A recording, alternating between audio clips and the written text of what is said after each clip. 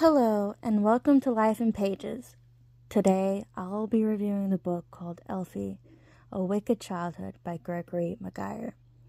On the back of the book, instead of a summary, we are provided a quote from the book that says, "Sisters are not flowers, and parents can never from the first day give the same water and light and soil to one girl that they gave to her sister. Sisters grow, if they grow together at all, in aged sorrow." This is the general theme of the book, of how alike yet different Elphaba and Nessarose are to each other, along how it's very clear how the parents treated them on top of it. The book is technically part of the Wicked Years series and was released just a few months of me posting this review. This book itself is just under 300 pages, so it's the shortest one in the whole series. It's also a prologue to Wicked and will probably be labeled 0.5 or half on sites like Goodreads. I'm putting all of this out there to hopefully make it easier to find and understand online. Because I know when authors do this, when they make the series, let's say in the 90s or early 2000s, and they post a prologue, in this case, in 2025 is when we get a prologue to the series, but the series was made, almost 20-ish years ago.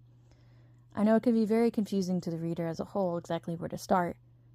And this is mainly why I read this book, and to try to help any future readers out there to know that just to help figure out where exactly to start. I don't want them to be confused like I have been with other series. And I know sometimes good sites like Goodreads, they have good intentions. It just gets really confusing really fast. I will continue to go on. I'll also point out or recommend to not read this book before the series, which are books 1 through 4. The reason why I say this is, to me, this book is more of a fun type read and is tailored to Elphaba fans, which I know the title itself strongly hints at it. I just want to stress that it is tailored to Elphaba fans. I'm saying this because I was low-key hoping that the author would put more little subtle Easter eggs to tie it to the series as a whole better, like he did within the series itself. However, he did not. So if any one of y'all are hoping for the same, well, there's your warning or sign or whatever you want to call it. Even though I was expecting more ties to the series as a whole, the author did provide us readers some closure to the series. At least to me, it provided closure. Y'all's might be different, and if so, please let me know in the comments. I do want to learn how everybody got different closure, or their different points of view on this. There's 2 things it provides closure for me personally. 1, it gave us readers more insight into how Quadlings, their culture and land, work as a whole, along with how the wizard changed part of their culture and land. The second thing, this one's more of my personal taste. It allowed me to see how exactly Elphaba and Rain compared and contrast in their personalities, which to me provided the most closure, because I never knew how Elphaba was a kid, but we saw Rain grow up in the series.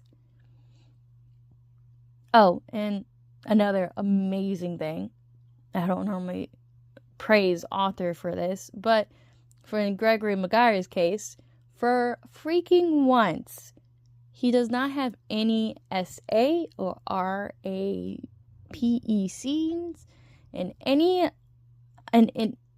this book. For once, for freaking once, right? A child can read this book. Like if you're 13, you can read it and be fine. But the rest of the series, you cannot. So there's that. This book was hard for me to rate due to it being part of a series, yet much of a type of afterthought prologue, like I mentioned before. I also didn't like how the author ended this book. To me, it didn't fit well with me for someone who likes to create my own stories and is also a reader. I did not like how he ended it, and it rubbed me in all sorts of wrong ways. But that's just personally me. If y'all love it, good for you. It's definitely your type of book, but for me, I did not like how he ended it. So my conclusion after reading and reviewing this book is that it's a 3 out of 5 pages, aka a solid read. I rate books by using the term pages instead of stars. So if it's 3 out of 5 pages, it is me saying it's 3 out of 5 stars. I use the pages as a fun way to tie into my channel and the overall theme of my channel, since I'm called Life in Pages, rating by pages. It's just me tying into it. I'm explaining to anybody who's new to this, and I do apologize if you already listened to this before. I just put it out there for anybody who's new to my channel or to my video. So just putting it out there. Anyways, that's all I have for this very short read, and I hope you guys have a wonderful day or night or whatever it is.